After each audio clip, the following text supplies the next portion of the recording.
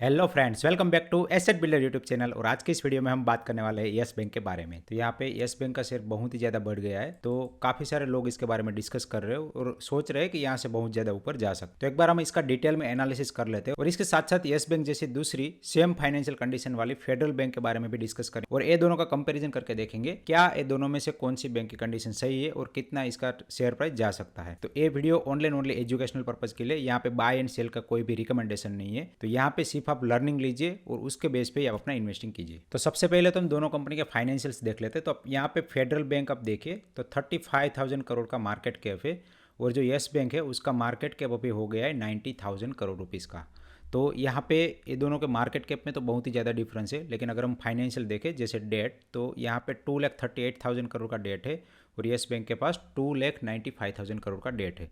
मतलब कि कंपनी के पास इतना बोरोइंग है जो पब्लिक से लिया हुआ है, जो हम डिपॉजिट के तौर पे या फिर सेविंग अकाउंट में रखते हैं, वही ये सारे पैसे है। अभी यहाँ पे कंपनी का स्टॉक पी देखने का कोई भी मतलब नहीं है, क्योंकि जो यस बैंक है वो सर्वाइवल कंडीशन में है और जो फेडरल बैंक है वो अपने नॉर्मल ऑपरेशंस कर रही है और धीरे धीरे ग्रो भी कर रही है। लेकिन अगर हम यहाँ पे प्राइस टू बुक वैल्यू देखें तो फेडरल बैंक का ओनली 1.41 है और यस बैंक का यहाँ पे 2.27। तो ये दोनों नॉर्मल है। यहाँ पे फेडरल बैंक थोड़ी सी हमें लोअर प्राइस पे मिल रही है। अगर कंपनी की प्रॉफिटेबिलिटी देखें तो यहाँ पे फेडरल बैंक का आरओई बहुत ही ज़्यादा है 15.3 का, और यहाँ पे यस बैंक का आरओई है वो अभी पॉजिटिव आ गया लेकिन थोड़ा सा डाउन साइड है। तो ये जो आरओई है वो आगे जाके बढ़ने की प्रोबेबिलिटी है, क्योंकि यहाँ पे कंपनी जो है वो अभी से अच्छा कर रही है और अपना प्रॉफिटेबिलिटी भी बढ़ा रही है। तो यहाँ पे ये जो आरओई आपको थोड़ा सा कम दिख रहा है वो आगे जाके थोड़ा सा बढ़ेगा, लेकिन 15.3 वाला जो परफॉर्मेंस है वो लाने में तो काफ़ी ज़्यादा टाइम लग जाएगा। अगर हम आरओसी की बात करें तो यहाँ पे आरओसी है 5.93 और यस बैंक का है 4.94।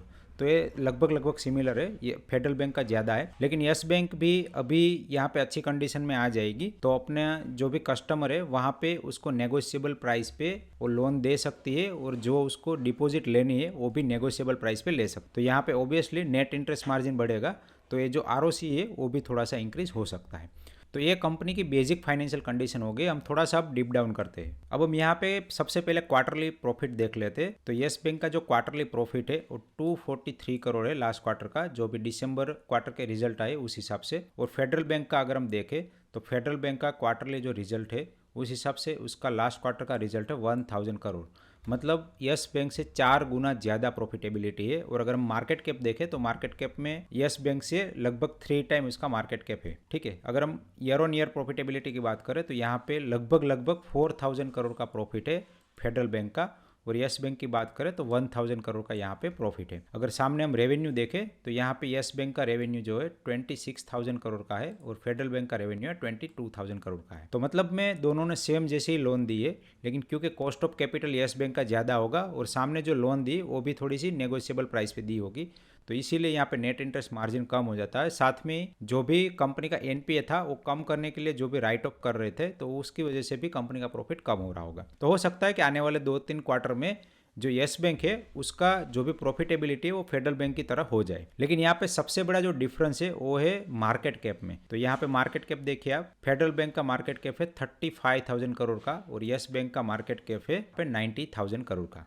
ठीक है, तो अब हम एक बार देख लेते हैं कि कौन सी कंपनी की कितनी ब्रांचेस है। तो यहाँ पे मैंने प्रेजेंटेशन निकाला है। तो यहाँ पे फेडरल बैंक की टोटल ब्रांचेस है 1400। ठीक है, उसके सामने उसकी एटीएम है लगभग 1962। अगर हम यस बैंक का भी प्रेजेंटेशन निकाल के देखें तो यहाँ पे कंपनी की टोटल 1198, मतलब लगभग 1200 जितनी ब्रांचेस है और एटीएम है 1287। तो इस तरीके से भी देखें तो यहाँ पे फेडरल बैंक की ब्रांचेस भी ज़्यादा है, एटीएम भी ज़्यादा है, मतलब कि कहीं ना कहीं यस बैंक से थोड़ी सी बड़ी कंपनी हमें नज़र आती है। अगर हम एक बार इसकी बैलेंस शीट भी देख ले तो बैलेंस शीट में आप देखिए कि कंपनी के पास जो बोरोइंग है 2,38,000 करोड़ है और यस बैंक के पास जो बोरोइंग है बैलेंस शीट में वो है 2,95,000 करोड़ और उसके सामने जो इक्विटी है वो 34,000 है और यहाँ पे 21,000 करोड़ की है। ठीक है, तो यहाँ पे जो कंपनी के पास टोटल फंड है वो फंड वाइज अगर देखें तो यस बैंक थोड़ी सी यहाँ पे बड़ी नज़र आती है, लेकिन कोई इतना ज़्यादा डिफरेंस नहीं है। तो फेडरल बैंक के कंपैरिजन में लगभग 25% का फंड यस बैंक के पास ज़्यादा है। तो अगर यस बैंक अच्छी तरह से फंड यूटिलाइज करती है और फेडरल बैंक जितना अच्छा परफॉर्मेंस दिखाती है तो फिर यहाँ पे जो प्रॉफिटेबिलिटी है वो कहीं ना कहीं फेडरल बैंक की जो प्रॉफिटेबिलिटी है उसको मीट कर सकती है। लेकिन यहाँ पे बात आती है प्राइस की।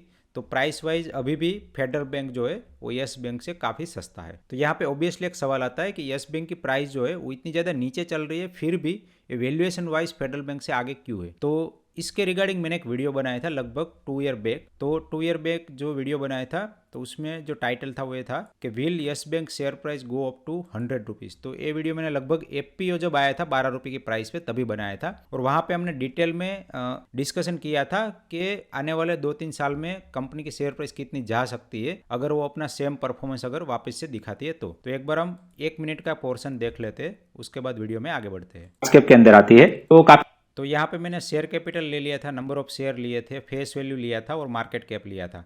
तो मार्केट कैप के हिसाब से किस तरह से कंपनी ने मूवमेंट दिखाया है वो यहाँ पे मैंने समझाया हुआ है। फिर लोगों को लगता है कि इसका शेयर प्राइस बहुत ज्यादा बढ़ जाएगा। अगर हम मान लेते हैं कि इसका 20 रुपए भी हो जाता, जो हमने चार्ट के ऊपर देखा था, तो 20 रुपए के हिसाब से इसका मार्केट कैप हो जाएगा 50,000 करोड़। अगर मार्च 23 में इसका प्राइस 30 रुपीज हो जाता है तो इसका मार्केट कैप हो जाएगा 75,000 करोड़। तो कंपनी का लास्ट में 75,000 करोड़ के आसपास मार्केट कैप कब था? मार्च 18 में। तो जब अब मार्च 18 में देखेंगे तो उसका जो शेयर है वो लाइफ टाइम हाई पे ट्रेड कर रहा था, तो तब उसका प्राइस था 320, और अगर 30 रुपीज प्राइस हो जाता है तब भी इसका मार्केट कैप 75,000। तो यहाँ पे क्लियरली में समझ में आता है कि अगर कंपनी का जो परफॉर्मेंस है वापस से same as it is performance हो जाता है तो यहाँ पे जो 320 का प्राइस है वो इक्विवेलेंट प्राइस है 30 रुपीज़। ठीक है, तो अभी यहाँ पे जो 30 रुपीज़ का येस बैंक का प्राइस चल रहा है वो मान के चल सकते हैं कि जो पहले 320 का प्राइस था वही है। लेकिन यहाँ पे ये जो शेयर कैपिटल आपको 5,000 करोड़ का दिख रहा है वो शेयर कैपिटल अभी और भी बढ़ गया है। तो बैलेंस शीट में हम एक बार देख लेते हैं। तो यहाँ पे जो 5,000 करोड़ का शेयर कैपिटल था वो बढ़ के हो गया है 5,700 करोड़। ठीक है, तो इस हिसाब से कंपनी का मार्केट कैप 75,000 करोड़ होना चाहिए, लेकिन यहाँ पे शेयर कैपिटल बढ़ गया है तो इसीलिए कंपनी का मार्केट कैप यहाँ पे 90,000 करोड़ हो गया है। तो इस वीडियो में हमने जो डिस्कशन किया था कि कंपनी का अगर शेयर प्राइस 40 रुपीज़ तक जाता है तो इसका 1 लाख करोड़ का मार्केट कैप हो जाएगा। तो यहाँ पे अभी जो हमें 31-32 रुपीज़ का प्राइस दिखा रहा है वो हमने उस टाइम पे जो डिस्कस किया था वो 40 रुपीज़ का जो प्राइस था उसके इक्विवेलेंट प्राइस ये है 32 रुपीज़ का। ठीक है, तो यहाँ पे जो अभी सेंटिमेंट बन रहा है येस बैंक के बारे में उस हिसाब से तो यहाँ पे शेयर प्राइस ऊपर जा सकती है, लेकिन उसकी कंपैरिजन में हम फेडरल बैंक देखें तो फेडरल बैंक का अभी बहुत ही अच्छा परफॉर्मेंस है, उसकी शेयर प्राइस भी ऊपर नहीं गई है। तो यहाँ पे अगर येस बैंक इतना ऊपर जा सकता है तो फेडरल बैंक में डेफिनेटली एक बहुत ही ज़्यादा अपमूव आ सकता है। तो एक बार हम फेडरल बैंक की सबसे पहले प्राइस देख लेते हैं। तो फेडरल बैंक का प्राइस देखिए तो यहाँ से लेके इस रेंज में पूरा कंसोलिडेट किया है। तो ये लगभग प्राइस जो था 120 रुपीज़ का वो 2017 में था, और उसकी कंपैरिजन में अभी 147 रुपीज़ प्राइस चल रहा है। तो यहाँ पे लगभग 7-8 साल हो गए लेकिन फिर भी कंपनी का जो शेयर प्राइस है वो सेम ही रेंज में ट्रेड कर रहा है। तो यहाँ पे फेडरल बैंक में अपसाइड पोटेंशियल बहुत ही ज़्यादा है। अगर उसके सामने हम येस बैंक की बात करें तो येस बैंक में अगर हम लॉन्ग टर्म चार्ट देखते हैं तो यहाँ पे जो हाई बनाया था 400 रुपीज़ का बनाया था, उसके बाद हमें यहाँ पे बहुत ही ज़्यादा शेयर प्राइस नीचे आता हुआ नजर आ रहा है, लेकिन ये जो शेयर प्राइस है वो पूरा डाइल्यूट हो गया है और इसका कोई भी मतलब नहीं है। और अभी का हमें जो शेयर प्राइस दिख रहा है 32 रुपीज़ का, तो वो भी इक्विवेलेंट है कहीं ना कहीं 400 रुपीज़ की प्राइस के बराबर ही। तो अभी यहाँ पे ऐसा नहीं है कि शेयर प्राइस ऊपर नहीं जा सकता, यहाँ पे कंपनी का परफॉर्मेंस इंप्रूव हो रहा है और आगे जाके जो रेवेन्यू है उसके ऊपर जो प्रॉफिटेबिलिटी है वो भी अगर फेडरल बैंक की तरह हो जाती है तो यहाँ पे कंपनी का अच्छी तरह से ग्रो हो सकता है। लेकिन अगर हम वैल्यूएशन वाइज देखें तो कंपनी का हाल का पी 80 का चल रहा है, तो यहाँ पे प्रॉफिटेबिलिटी मान लेते हैं कि 4 गुना भी हो जाती है, तो 4 गुना होने के बाद भी यहाँ पे येस बैंक का जो पी है वो 22 का रहेगा। ठीक है, तो 22 के पी के कंपैरिजन में अगर हम दूसरी बैंक के देखें जैसे HDFC बैंक है 15 का पी है, ICICI बैंक 16 का पी है, कोटक महिंद्रा का 20 का है, एक्सिस बैंक का 13 का है। तो इस बैंक की कंडीशन इतनी ज़्यादा इंप्रूव नहीं है कि वो इतनी बड़ी बैंकों के साथ कंपैरिजन हो सके। अगर साथ में हम फेडरल बैंक की बात करें तो फेडरल बैंक की जो कंडीशन है बहुत ही ज़्यादा अच्छी है, फिर भी इसका जो पी है ओनली 9 का चल रहा है। तो यहाँ कहीं ना कहीं जो येस बैंक का जो प्राइस है वो थोड़ा सा ओवर हाइप्ड हो गया है, और हो सकता है कि यहाँ पे ये जो सेंटिमेंट चल रहे उसकी वजह से इसका शेयर प्राइस ऊपर जाए तो ये मैक्सिमम 35-40 तक जा सकता है। अगर शेयर प्राइस इतना ज़्यादा जाता है और आपके पास इसका शेयर होल्डिंग है तो आप यहाँ आराम से एग्जिट कर सकते हैं, क्योंकि उसके बाद ऊपर जो भी प्राइस जाएगा वो प्योर एंड प्योर स्पेक्यूलेशन होगा और वो सस्टेनेबल प्राइस नहीं होगा। तो बेटर है कि अगर 40 के आसपास आपको प्रॉफिट बुकिंग करने का मौका मिलता है तो कर सकते हैं। बाकी मैंने तो मेरा प्रॉफिट बुकिंग हाल में 25 रुपीज़ के आसपास कर लिया है। मेरे पास जो शेयर्स थे वो 12 रुपीज़ की प्राइस वाले भी थे और यहाँ पे मैंने भी बाय किए थे लगभग इस प्राइस पे 16 रुपीज़ की प्राइस पे। तो यहाँ पे मेरा अच्छा खासा प्रॉफिट बन गया, मैं यहाँ पे ऑलरेडी एग्जिट हो चुका हूँ। तो अभी यहाँ पे मेरा जो भी प्रॉफिट बुकिंग हुआ है, मैं सोच रहा हूँ कि ये सारा जो प्रॉफिट है वो मैं फेडरल बैंक के अंदर इन्वेस्ट कर दूँ। लेकिन फेडरल बैंक के अंदर इन्वेस्ट करने से पहले मैंने एयू स्मॉल फाइनेंस बैंक में भी इन्वेस्ट कर दिया है, क्योंकि यहाँ पे कंपनी का जो प्राइस टू बुक वैल्यू है थोड़ा सा हायर साइड नजर आता है, थोड़ा सा ओवर वैल्यूड नजर आता है, लेकिन कंपनी की जो कंडीशन है वो बहुत ही अच्छी है। तो यहाँ पे कंपनी का जो आरओसी है वो लगभग फेडरल बैंक के बराबर ही है, लेकिन एयू स्मॉल फाइनेंस जो है वो बहुत ही एग्रेसिवली ग्रो कर रही है। एग्रेसिवली ग्रो करने का मतलब ये नहीं कि एग्रेसिवली लोन दे रही है, उसकी डिपॉजिट बहुत ही अच्छी तरह से ग्रो हो रही है और साथ में वो एक स्टेगर्ड मैनर में लोन डिस्ट्रीब्यूट कर रहे हैं। तो यहाँ पे इसका भी एक अच्छा ग्रोइंग हिस्ट्री है। तो यहाँ पे मेरे हिसाब से यस बैंक की कंपेरिजन में AU small finance bank and federal bank ये दो अच्छी बैंक है जिसके अंदर हम इसके अल्टरनेटिव में इन्वेस्ट कर सकते हैं।